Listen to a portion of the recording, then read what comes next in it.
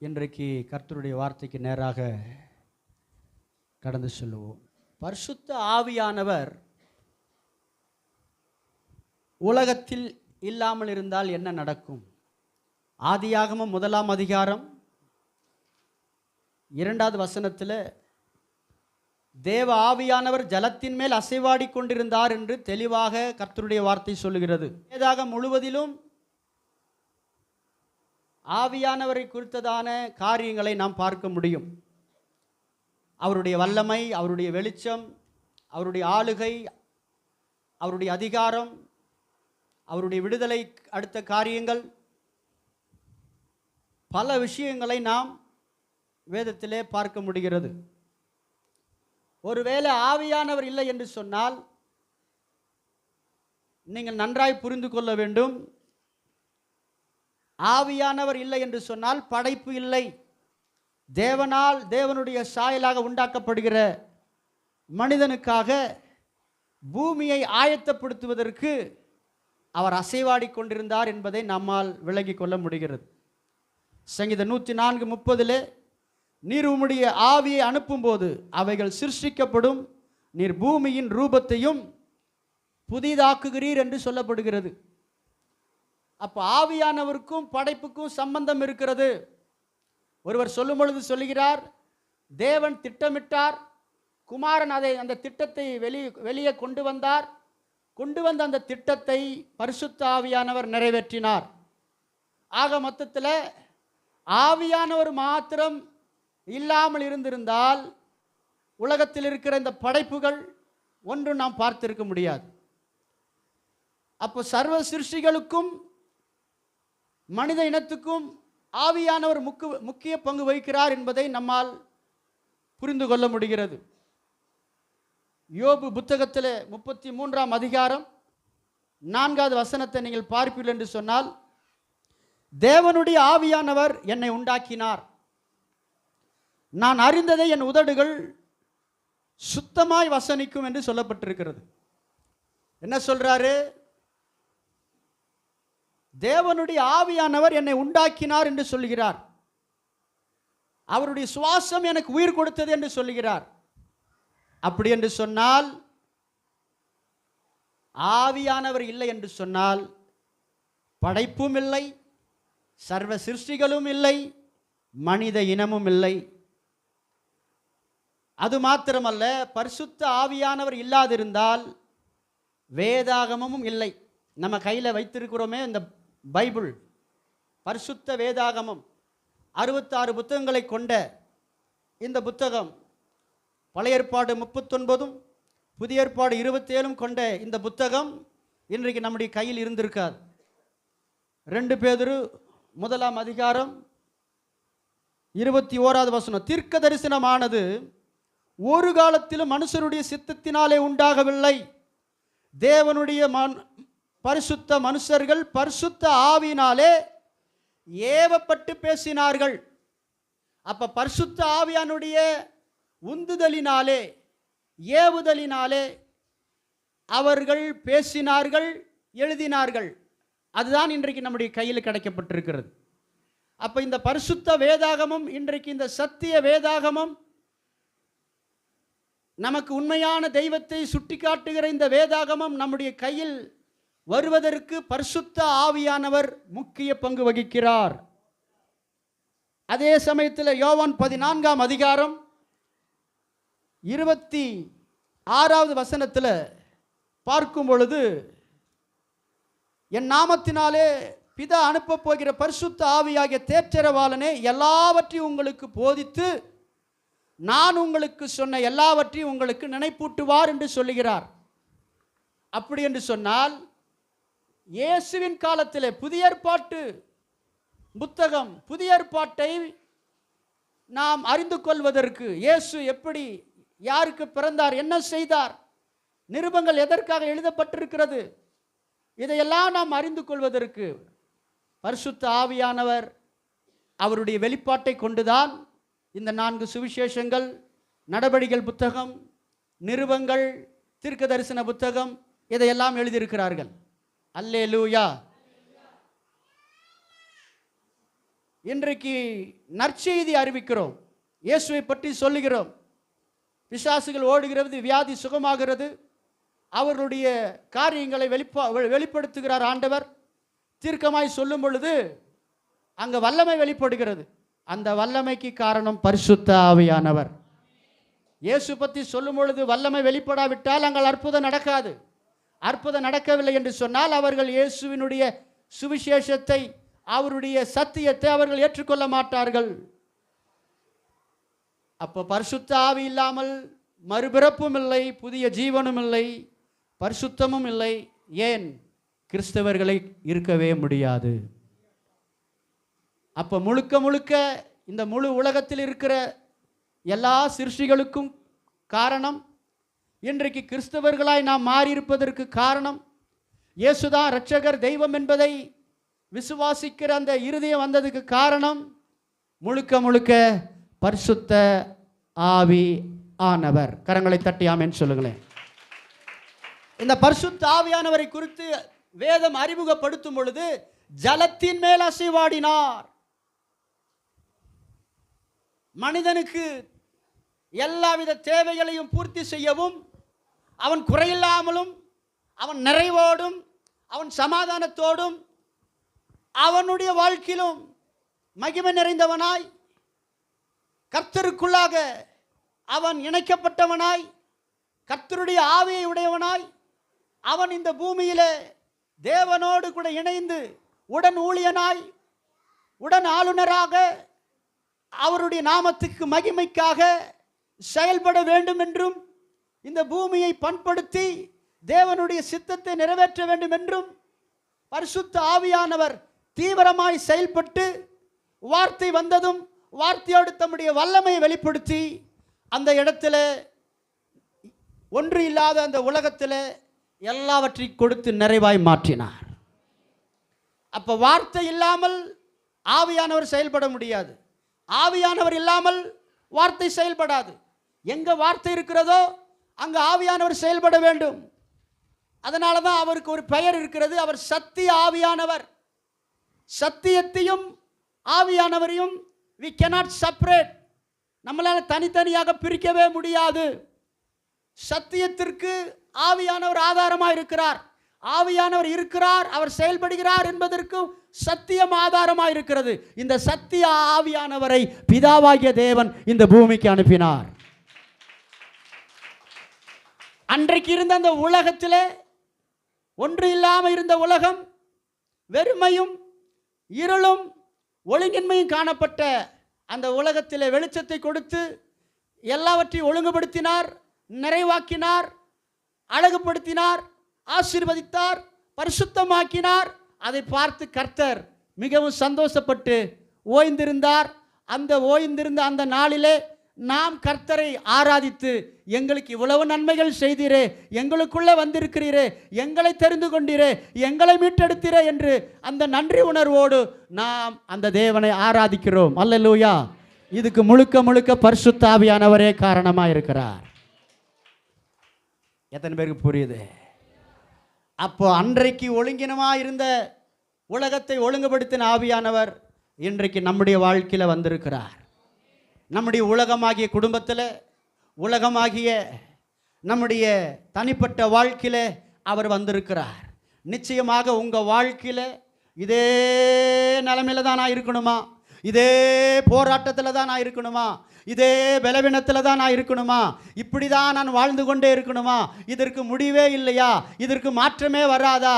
இதற்கு என்னதான் வழி என்று நீங்கள் ஒருவேளை கேள்வி கேட்டுக்கொண்டிருந்தால் ஆவியானவர் சொல்லுகிறார், நிச்சயமாக உன் வாழ்க்கையில் இருக்கிற குறைவுகள் நிறைவாய் மாறும். உன் வாழ்க்கையில் இருக்கிற குறைவுகள் நிறைவாய் மாறும்.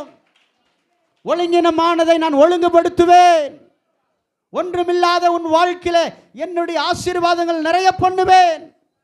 அதற்கென்றே நான் உன்னிடத்தில் வந்திருக்கிறேன். உன்னை நான் எனக்கென்று தெரிந்து கொண்டிருக்கிறேன். என்னை அனுப்பினவர் பிதாவாகிய தேவன். என்னை அனுப்பும் பொழுது ஒரு நோக்கத்தோடு உன்னிடத்தில் அனுப்பினார்.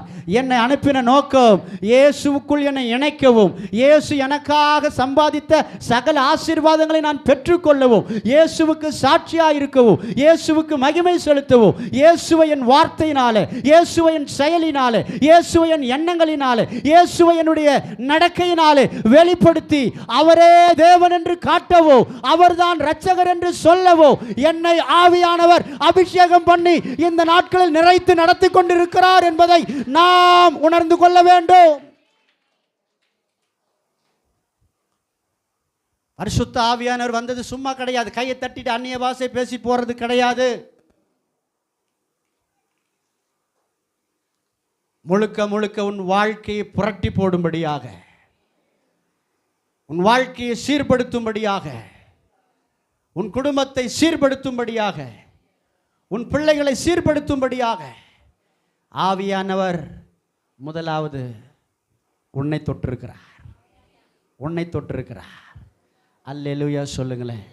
மாம்சமான யாவர் மேலே என் ஆவியை ஊற்றுவேன் என்று யோவேல் தீர்க்க தரிசனம் உரைக்க வைத்த தேவன், அவர் 120 பேர் கூடிய இடத்திலே தம்முடைய வார்த்தையின்படியே ஊற்றினார். ஆனால் எல்லார் மேலே ஊற்றப்படவில்லை. 500 பேர்கிட்ட இருந்தாங்க. இயேசு கிறிஸ்து சொல்லும் பொழுது யாரும் அவருக்கு ஒத்துழைப்பு கொடுக்கல. 120 பேர் மாத்திர கீழ்ப்படிந்தார்கள். அவர்கள் இயேசுநாதருடைய வார்த்தைக்கு கீழ்ப்படிந்து அவர்கள் எருசலேமிலே 10 நாள் காத்திருந்தார்கள். ஆவியானவர் வல்லமையாக இறங்கினார், நிறைத்தார். ஆண் பெண் வயது படிப்பு எதுவும் பாகுபாடு பார்க்காமல், இனம் பாகுபாடு பார்க்காமல் அவருடைய வார்த்தைக்கு கீழ்ப்படிந்து தாகத்தோடு ஒருமனப்பட்டு காத்திருந்தவர்கள் மேலே ஆவியானவர் வல்லமையாக இறங்கி அவர்களை பற்பல பாஷைகளை பேச வைத்தார். வசனங்களை தீர்க்க தரிசனமாய் சொல்ல வைத்தார்.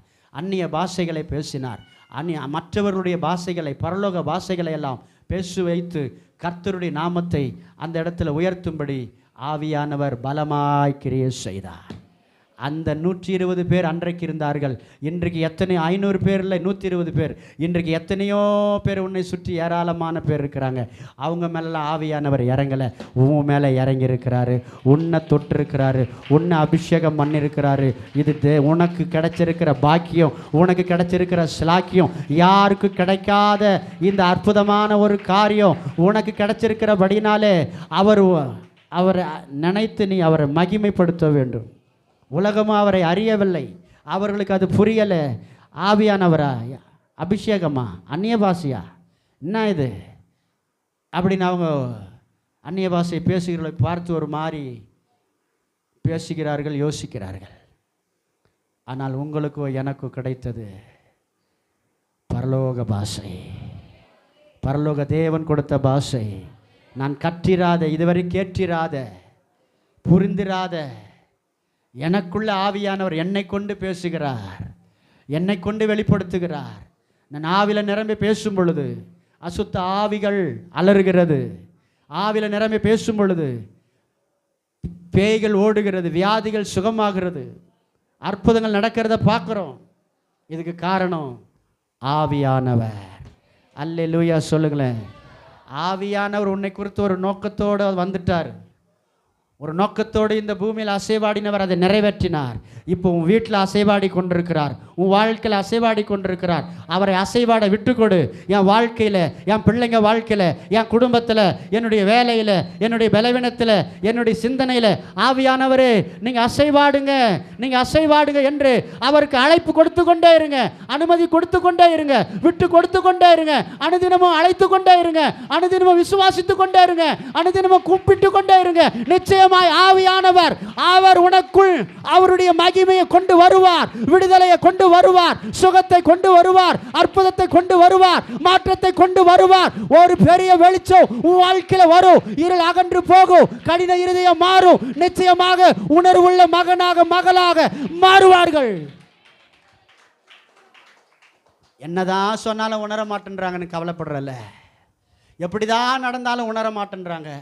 அழுது பார்த்தாலும் உணர மாட்டேன்றாங்க, சொல்லி பார்த்தாலும் உணர மாட்டேன்றாங்க. ஆனால் இந்த ஆவியானவர் உனக்குள்ளே இருந்து உணர வைப்பார், உணர்த்துவார், பாவத்தை குறித்து நீதியை குறித்து கண்டித்து உணர்த்துகிற ஆவியானவர் உனக்குள்ளிருந்து ஜீவ நதியாக வெளியே புறப்பட்டு வார்த்தை வடிவிலே வெளியே வருவார். அந்த வார்த்தையை நீ சொல்லி ஜெபிக்க ஜெபிக்க ஜெபிக்க ஜெபித்து விட்டு நீ இன்னொரு நபரிடத்தில் போய் பேசும் பொழுது, உன் குடும்பத்தில் பேசும் பொழுது, உணர்வில்லாத அவர்கள் இருதயம், மனம் திரும்பாத அவர்கள் இருதயம், கடினமாயிருக்கிறவர்கள் இருதயம், உன் மூலமாக அவர்கள் மாறுவார்கள். கல்லான இருதயம் சதையான இருதயமாய் மாறும். கீழ்ப்படியாத இருதயம் கீழ்ப்படிய ஆரம்பிக்கும். ஏன்னா ஆவியானவர் தேவனை போல சர்வ வல்லமையுடையவராயிருக்கிறார். கரங்களை தட்டி ஆமென் சொல்லுங்களேன். ஆவியானவர் எப்படிப்பட்டவராக இருக்கிறார்? சர்வ வல்லமையுடையவர். அவர் சக்தி என்று பார்த்து விடாதே. அவருக்கு சக்தி இருக்கிறது, ஆனால் அவர் சக்தி என்று நினைத்திடக்கூடாது. ஆவியானவருக்கு சக்தி இருக்கிறது, ஆனால் சக்தி ஆவியானவர் அல்ல. எத்தனை பேருக்கு நான் சொல்றது புரியுது? ஆவியானவர் ஆழத்துவம் உடையவர். அவர் ஒரு நபராயிருக்கிறார். ரோமர் 8:27 படி அவர் சிந்திக்கிறார். அவருக்கு சிந்தனை இருக்கிறது. நமக்கு சிந்தனை இருக்கிறது போல அவருக்கு சிந்திக்கிற தன்மை இருக்கிறது. எபேசியர் 4:30 அவர் உணர்கிறவராயிருக்கிறார். அவருக்கு உணர்வு இருக்கிறது. நமக்கு வருத்தங்கள் துக்கங்கள் வரும் பொழுது, துக்கங்கள் எதில் தெரிகிறது? நம்முடைய வருத்தம் துக்கம் நம்முடைய உணர்வில் தெரிகிறது. அவரை கவலைப்படுத்த முடியும், அவரை துக்கப்படுத்த முடியும். அப்போ அவர் உணர்றாரு, என்னை என் பிள்ளை துக்கப்படுத்துறானே, என் பிள்ளை கீழ்ப்படியிலையே, என் பிள்ளைக்கு எத்தனையோ முறை சொல்றேன் கேட்கலையே.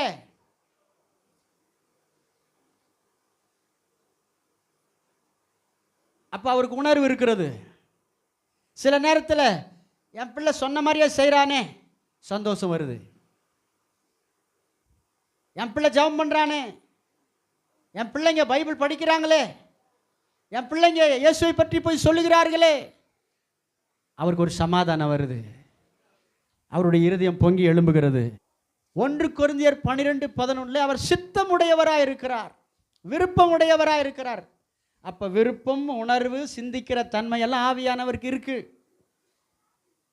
அவரால் நேசிக்க முடியும், அவரால் பரிமாற முடியும், அவர் நம்முடைய காரியங்களை எல்லாம் கேட்க முடியும், அதற்கு மறு பதில் கொடுக்க முடியும், அவரால் பேச முடியும். ஆக மொத்தத்தில் ஆவியானவர் ஒரு ஆழத்துவம் உடையவர். அவரை சக்தியாக பார்க்காதீர்கள். எபிரேயர் 9:14 படி அவர் நித்திய ஆவியுடையவராக இருக்கிறார். நம்முடைய தேவன் நித்திய தேவன். நித்திய ஜீவனை தருவேன் என்று இயேசு வாக்கு பண்ணினார். அப்போ ஆவியானவர் நித்திய ஆவியானவர். ஏதோ சீசர்களாம் கூடின இடத்துல ஆவியானவர் ஒரு அக்னி போல இறங்கி வந்தார், அவ்வளவுதான் நினைச்சிடக்கூடாது. அவருக்கு நிறைய உருவங்கள் இருக்குது. காற்று, அக்னி, புறா, எண்ணெய், இன்னும் பல அர்த்தங்கள் இருக்கு. ஆனால் அவர் ஒரு ஆழத்துவம் உடையவர், அதிகாரமுடையவர். இயேசுவை போல அவருக்கு சகல அதிகாரம் இருக்கிறது. பிதாவை போல அவருக்கு சகல அதிகாரம் இருக்கிறது. ஆகவே நாம் ஆவியானவரை மட்டுப்படுத்தி விடக்கூடாது. இன்றைக்கு கிறிஸ்துவ வட்டாரத்தில் ஆவியானவர் தான் வேலை செஞ்சுட்டு இருக்கிறாரு. இப்போ நீங்கள் எப்படி இங்கே வந்து உட்காடுறீங்க? இவ்வளோ தூரத்திலிருந்து நீங்கள் எப்படி வேலையை ஒதுக்கி, சிலர் நடந்து வரீங்க, சிலர் வாகனங்களில் வரீங்க, சிலர் பஸ்ஸை பிடித்து பேருந்து பிடிச்சு வந்திருக்கிறீங்க, வேலைகளை ஒதுக்கி வந்திருக்கிறீங்க. இப்போ போனது சில வேலைகள் பொறுப்புகள் இருக்குது. இதெல்லாம் எப்படி நடக்குது? ஏன் வந்தீங்க? எப்படி வந்தீங்க? மனிதனால் இது நடக்கிற காரியமா? நடக்காது. இது ஆவியானவரே உங்களை கொண்டு வந்திருக்கிறார். இது ஆவியானுடைய செயல். கரங்களை தட்டி சொல்லுங்க, இது யாருடைய செயல்? சொல்லுங்க, இது யாருடைய செயல்? ஆவியானுடைய செயல். அப்போ அவர் யாருன்னு பார்க்கல, அவரை நம்ப வச்சிருக்கிறார். உங்களை இருதயத்தை திறந்து கொடுத்துருக்குறீங்க. அவர் இருக்கிறாருன்னு நம்புறீங்க. கண்ணை மூடினா இருட்டாக இருக்குது, வீட்டில் உட்காந்தா ஒன்றுமே இல்லை, சுவர் தான் தெரியுது. ஆனால் விசுவாசிக்கிறீங்க, நான் ஆண்டவரோடு பேசி கொண்டிருக்கிறேன். இந்த உணர்வெல்லாம் எங்கே கிடைக்குது? இந்த விசுவாசம்லாம் எங்கேருந்து வருது? ஆவியானவர் அவருடைய சத்தியத்தை வைத்து உனக்குள்ள அவர் உணர்த்தின காரியம்தான் இன்னைக்கு உங்களுக்குள்ளே இருக்குது. எத்தனை பேருக்கு புரிஞ்சிருச்சு? அல்லேலூயா சொல்லுங்களேன். சத்தம் அல்லேலூயா சொல்லுங்களேன். அல்லேலூயா. ஆவியானவர் நல்ல ஒரு பலத்த கரங்கோஷத்தை எழுப்புவோம். ஒரு பலத்த கரங்கோஷம். அவருக்கு மகிமை உண்டாகட்டும், அவருக்கு மகிமை உண்டாகட்டும். சக்தி ஆவியானவருக்கு, நித்திய ஆவியானவருக்கு, ஆழத்து உடையவருக்கு, பிதாவுக்கு இயேசுவுக்கு இணையாக இருக்கிற ஆவியானவர் ஆரம்பத்திலிருந்தும் வேதகம் முழுவதும் ஒரு நதியைப் போல பரவி வெளிப்படுகிற ஆவியானவர், செயல்படுகிற ஆவியானவர். மனிதனை நிறைத்து பேசினீர், நாவை பயன்படுத்தினீர், கண்ணை பயன்படுத்தினீர், கரங்களை பயன்படுத்தினீர், மரத்தை பயன்படுத்தினீர், கல்லை பயன்படுத்தினீர், ஆயுதங்களை பயன்படுத்தி, பெயர்களை எல்லாம் பயன்படுத்தி மகிமையாய் வெளிப்பட்டிருக்கிறீர் ஆவியானவரே. நீர் வல்லமையானவர், நீர் அற்புதமானவர், நீர் அதிசயமானவர், நீர் சர்வ ஞானியாக இருக்கிறீர் ஆவியானவரே. நீர் சர்வ வியாபியாக இருக்கிறீர். நீர் எங்கும் நிறைந்திருக்கிறீர். நீர் எல்லாம் உடையவராக இருக்கிறீர். ஆவியானவருக்கு கரங்களை தட்டி நன்றி நன்றி நன்றி நன்றி நன்றி நன்றி நன்றி நன்றி நன்றி. ஜெபிக்க வைக்கும் எங்கள் ஜெப வீரனே, துதிக்க தூண்டும் துணையாளரே. ஜெபிக்க வைக்கும் எங்கள் ஜெப வீரனே, துதிக்க தூண்டும் துணையாளரே. சாத்தானின் சகல தந்திரங்களை தகர்த்தெறிய வாருமையா. சாத்தானின் சகல தந்திரங்களை தகர்த்தெறிய வாருமையா. ஆவியான எங்கள் அன்பு தெய்வமே, அடியோரை ஆட்கொண்டு நடத்துமே. ஆவியான எங்கள் அன்பு தெய்வமே, அடியோனை ஆட்கொண்டு நடத்துமே. ஆட்கொண்டு எங்களை அனலாக்கும் அனலாக்கும். அன்பினால் இன்று அலங்கரியும், அன்பினால் இன்று அலங்கரியும். ஆவியான எங்கள் அன்பு தெய்வமே, அடியோனை ஆட்கொண்டு நடத்துமே. ஆவியான எங்கள் அன்பு தெய்வமே, அடியோரை ஆட்கொண்டு நடத்துமே. கரங்களை தட்டி, நல்ல கரங்களை தட்டி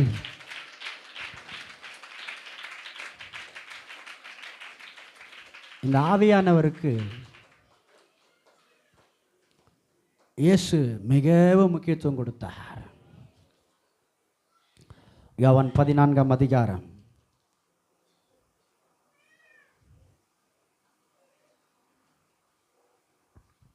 யோவான் 14ஆம் அதிகாரம் 16வது வசனத்தில், நான் பிதாவை வேண்டிக் கொள்ளுவேன், அப்பொழுது என்றென்றைக்கும் உங்களுடனே கூட இருக்கும்படிக்கு சத்திய ஆவியாகிய வேறொரு தேற்றரவாளனை அவர் உங்களுக்கு தந்தருளுவார். இயேசு சொல்றாரு, என் பிதாவை நான் வேண்டிக் கொள்ளுவேன். எவ்வளவோ காரியங்களுக்காக ஜெபிக்கிறார்.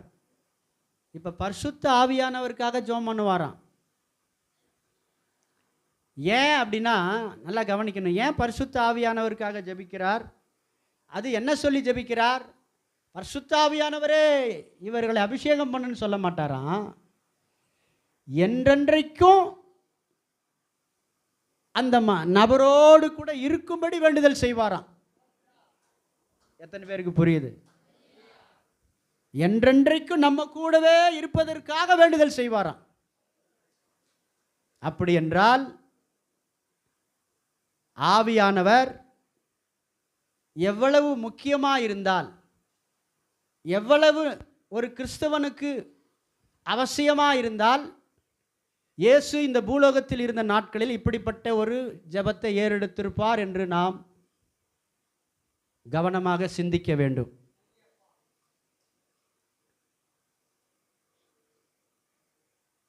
அவர் சொல்லும் பொழுது சொல்றாரு, என்றென்றைக்கும். அதெல்லாம் ரொம்ப ஒவ்வொரு வார்த்தை கவனித்து பாருங்க. என்றென்றைக்கும் நம்மோடு கூட இருக்கும்படி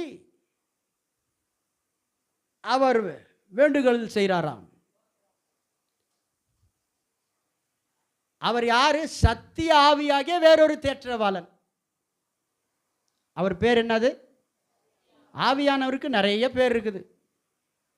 இந்த இடத்துல என்ன பட்டிருக்குது? என்ன சொல்லப்பட்டிருக்குது? சத்திய, சொல்லுங்க, சத்திய ஆவியானவர் பரலோகத்து காரியங்களை இந்த பூமியிலே மனிதனுக்கு வெளிப்படுத்தி பரலோக ஆசீர்வாதங்களை அனுபவிக்கவும் பரலோக தேவனிடத்திலே நெருங்கவும் அவன் அந்த பரலோக ராஜ்யத்திலே பிரவேசிக்கவும் இதற்கு முழுக்க முழுக்க உதவியாக இருக்கிறது அவருடைய சத்தியமும். அந்த சத்தியத்தோடு அந்த சத்தியத்தை நமக்கு விளக்கி காட்டி அந்த சத்தியத்தை புரிய வைத்து அந்த சத்தியத்தை நாம் ஏற்றுக்கொள்ளுக வைத்து அந்த சத்தியத்தை சொல்லி ஜெபம் பண்ண வைத்து அந்த சொன்ன சத்தியத்தை ஜெபம் பண்ண வைத்து அந்த ஜெபத்தை அவர் கேட்டு அந்த ஜெபத்தை கேட்டு திரும்ப நமக்கு பதிலை கொடுத்து நம்மை ஆசீர்வதித்து இந்த பூமியில் நம்ம எல்லா விதத்திலையும் நிறைவாய் நடத்தி கொண்டிருக்கிற ஒரு காரியத்தை ஆவியானவர் தொடர்ந்து செய்கிறார். எத்தனை பேருக்கு விளங்குச்சு? கரங்களை தட்டி ஆமென் சொல்லுங்களேன். சில நேரங்களிலே உனக்கு என்ன சொல்லி ஜெபிக்கணும்னு தெரியாது. சில பிரச்சனைகளுக்கு இந்த பிரச்சனைக்கு நான் என்ன சொல்லி ஜெபம் பண்ணுறது, அந்த மாதிரி ஒரு சூழ்நிலையெல்லாம் நம்ம கடந்து வருவோம். இதுக்கு நான் என்னுடைய காரியமே குறையாக இருக்க, இதில் நான் எப்படி என்ன சொல்லி கர்த்தரிடத்தில் கேட்குறது, எனக்கு ஒன்றும் புரியலையே. என்னுடைய காரியத்தை சபையோ ஊழியர்களோ அங்கீகரிக்காத ஒரு நிலையில் இருக்கிறேன்னா இதை நான் கர்த்தரிடத்தில் என்ன சொல்லி கேட்குறது?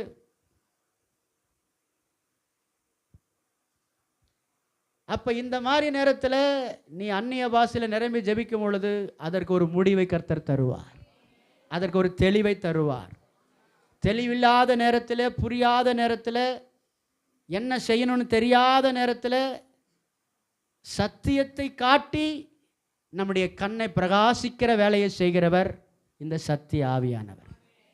அப்போ இந்த சத்தியம் நமக்கு ஒரு நாள் மாத்திரமல்ல, எப்படி சரீரத்துக்கு அனுதினமும் ஆகாரம் தேவையோ நமக்கு அனுதினம் சத்தியம் தேவை. ஒரு நாள் சத்தியம் இல்லை என்று சொன்னால் இந்த சத்தியத்திற்கு எதிராக செயல்படுகிற சத்துரு நம்மை தாக்குவான். அப்போ அனுதினமும் எனக்கு பரலோகம் மன்னா தேவை, அனுதினமும் எனக்கு இயேசுவாகிய சத்தியம் தேவை, இயேசுவாகிய வார்த்தை தேவை. அதை நான் விளங்கிக் கொள்ளவும் அதை அங்கீகரிக்கவும் என்னுடைய மாம்ச பலத்தினால் முடியாது, என்னுடைய அறிவினால் முடியாது, என்னுடைய திறமையினாலும் முடியாது, என்னுடைய அனுபவத்தினாலும் நான் அதை ஏற்றுக்கொண்டு வாழ முடியாது.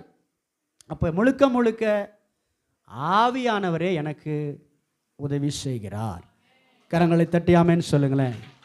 முழுக்க முழுக்க எனக்கு உதவி செய்வது யாரு? சொல்லுங்க. முழுக்க முழுக்க எனக்கு உதவி யார் செய்கிறது? ஆவியானவரே செய்கிறார். அந்த சத்திய ஆவியானவர் அந்த சத்தியத்திற்கு நடுங்குகிறவனுக்கு வசனத்தை கேட்கும் பொழுது அதற்குள்ள ஒரு பயமும் ஒரு மரியாதையும் ஒரு மனுஷனுக்குள்ள வருத, அந்த காரியத்தையும் அவர் தான் செய்கிறார். அதன்படி நடக்கணும்னு ஒரு விருப்பம் வருதுங்களே, அதுவும் அவர் தான் செய்கிறார். அப்போ தேவனுக்கு அடுத்த காரியங்களை, சத்தியத்திற்கு அடுத்த காரியங்களை, பரலோகத்துக்கு அடுத்த காரியங்களை ஆவியானவருடைய ஆதரவு இல்லாமல் நான் இந்த பூமியிலே செயல்படுத்தவே முடியாது. ஆவியானவருடைய ஆதரவு எனக்கு இருந்தால் நான் அவருடைய சத்தியத்திலே நான் நிலை நிற்க முடியும். அதனால தான் இயேசு ஜெபிக்கும் பொழுது என்றென்றைக்கும் நம்ம கூட அவர் இருக்கணும். ஏன்னா ஒவ்வொரு காரியத்திலையும் எனக்கு ஒரு வெளிப்பாடு தேவை. ஒவ்வொரு வசனத்துக்குள்ளும் ஆயிரக்கணக்கான சத்தியங்கள் மறைந்திருக்கிறது, ஆயிரக்கணக்கான ஆசீர்வாதங்கள் மறைந்திருக்கிறது. அதை என்னுடைய அறிவு வெளிச்சத்தில் நான் அதை அடைய முடியாது. என்னுடைய இருதயத்திலிருந்து ஒரு பார்வை வெளிப்பட வேண்டும். என் மனக்கண்கள் திறக்கப்பட்டு நான் அதை ஆவியானவருடைய பார்வையில் பார்க்க வேண்டும். இயேசுவின் பார்வையில் நான் பார்க்கணும். அதை பார்க்கும் பொழுதுதான் எனக்கு புரியும். என் மாம்ச கண்களில் பார்த்தால் எனக்கு புரியாது. அது ஏதோ கதை போல இருக்கும். அது ஏதோ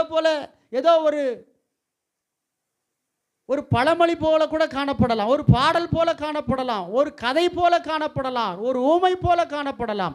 அதே ஊமை, அதே பாடல், அதே கதை நான் ஆவியானவரோடு இணைந்து என் மனக்கண்களிலே பார்க்கும் பொழுது அதில் ஏராளமான நன்மைகளும் ஏராளமான செழிப்பான வார்த்தைகளும் ரகசியங்களும் உன்னதமான காரியங்களையும் நான் பார்க்க முடியும். இதை முழுக்க முழுக்க எனக்கு வெளிச்சம் போட்டு காட்டுகிற காரியத்தை செய்கிறவர் ஆவியானவரை தவிர வேற யாரும் இல்லை. அதனால தான் ஆவியானவர் மிக மிக மிக மிக நமக்கு முக்கியத்துவம் வாய்ந்தவராக காணப்படுகிறார். அல்லேலூயா. சங்கீதம் 119:18 உமது வேதத்தில் உள்ள அதிசயங்களை நான் பார்க்கும்படிக்கு என் கண்களை இந்த வேலையை செய்கிறது பரிசுத்த ஆவியானவர். வேதத்தை வாசிக்கிறவர்கள் இந்த ஜெபத்தை செய்ய வேண்டும். ஆண்டவரே, இந்த வசனத்தை படிக்கும் பொழுது என் மனக்கண்களை திறந்தருளும். இதில் இருக்கிற உண்மையான சத்தியத்தை நான் அறிந்து கொள்ளுகிற கிருபை எனக்கு தாரும்.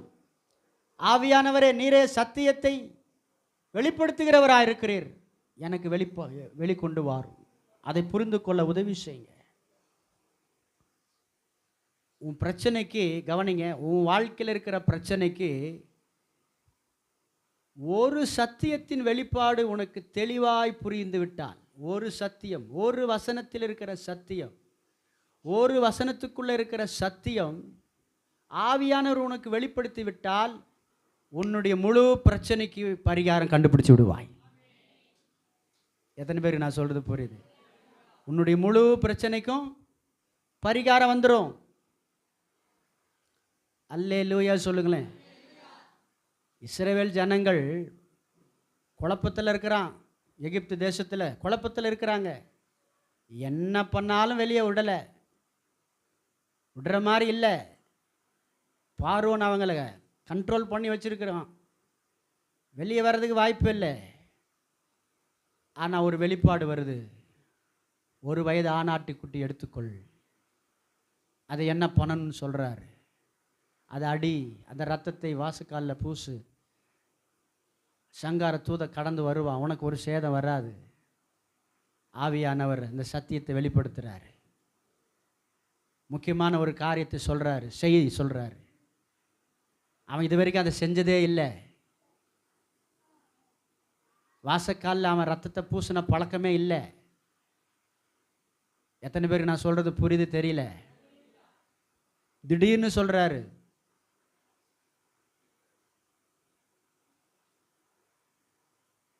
அதை கேட்குறாரு மோசே, சந்தேகப்படலை, அப்படியே செய்கிறார். குடும்பத்துக்கு ஒரு ஆட்டுக்குட்டி, அதை அடித்து கொன்று அந்த ரத்தத்தை எடுத்து வாசக்காலில் பூசுகிறாரு. இதுவரைக்கும் அப்படி அவர்கள் செய்ததே கிடையாது. எத்தனை பேருக்கு புரிய ஆரம்பிக்குது? அப்போ இந்த ரகசியத்தை ஆவியானுடைய உதவி இல்லாமல் மோசேவால் புரிந்து கொள்ளவே முடியாது. அங்கே ஆவியானவர் பேர் போடலன்றதுனால ஆவியானவர் செயல்பாடு இல்லைன்னு நினச்சிடக்கூடாது. ஒவ்வொரு வார்த்தைக்கு பின்னாலேயும், ஒவ்வொரு சத்தியத்துக்கு பின்னாலேயும், ஒவ்வொரு அதிகாரத்துக்கு பின்னாலேயும், ஒவ்வொரு புத்தகத்துக்கு பின்னாலேயும், ஒவ்வொரு தீர்க்கதரிசிக்கு பின்னாலேயும் ஆவியானவர் செயல்படுகிறார்.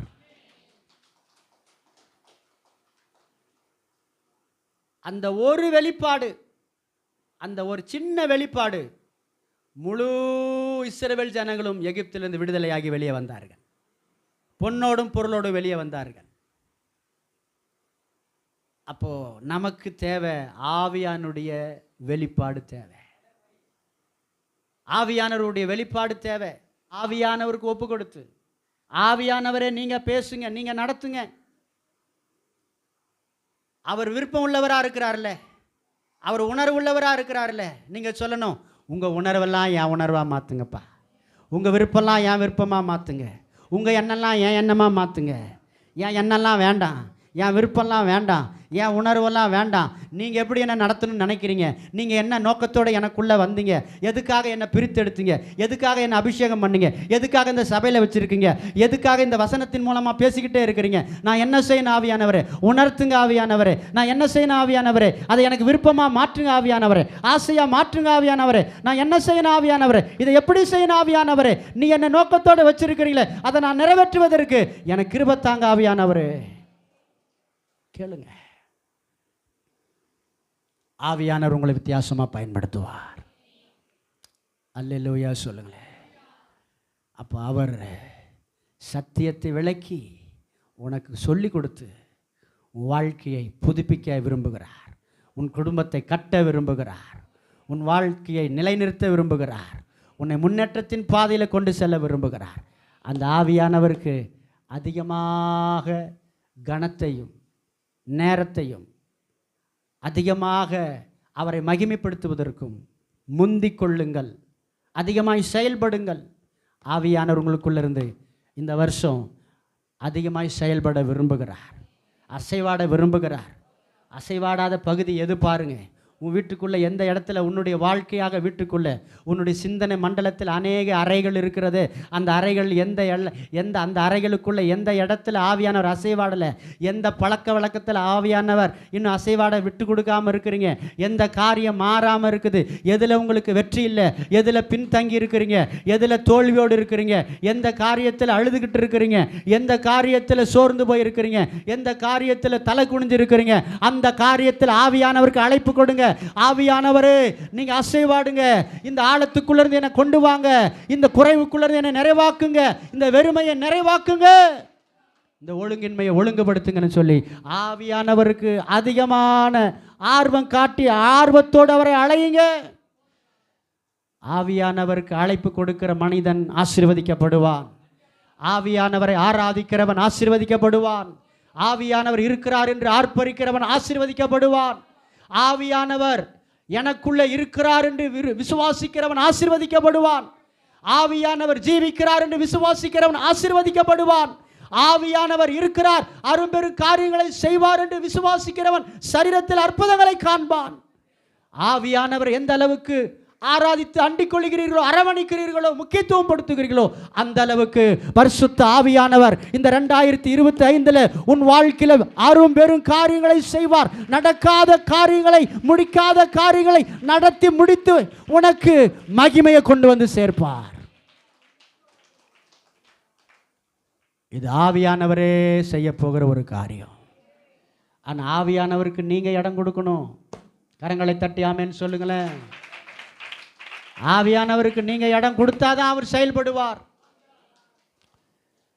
நீர் முடிவெடுத்தால் யார்தான் மாற்ற முடியும்? நீர் முடிவெடுத்தால் யார்தான் மாற்ற முடியும்? எனக்கென முன் குறித்த எதையுமே, எனக்கென முன் குறித்த எதையுமே எப்படியும் நிறைவேற்றி முடித்திடுவி, எப்படியும் நிறைவேற்றி முடித்திடுவி. உமக்கே ஆராதனை உயிருள்ள நாளெல்லாம், உமக்கே ஆராதனை உயிருள்ள நாளெல்லாம். ராஜா வருகிறார் ஆயத்தமாவோ, ராஜா வருகிறார் ஆயத்தமாவோ. இயேசு வருகிறார் எதிர்கொண்டு செல்வோ, இயேசு வருகிறார் எதிர்கொண்டு செல்வோ. பள்ளங்கள் எல்லாம் நிரம்பிட வேண்டும், மலைகள் குன்றுகள் தகர்ந்திட வேண்டும். கோணலானவை நேராகணும், கரடானவை சமமாகணும். ராஜா வருகிறார் ஆயத்தமாவோ, ராஜா வருகிறார் ஆயத்தமாவோ. இயேசு வருகிறார் எதிர்கொண்டு செல்வோ, இயேசு வருகிறார் எதிர்கொண்டு செல்வோம். சொல்லுங்க, இயேசு வருகிறார் எதிர்கொண்டு செல்வோம்.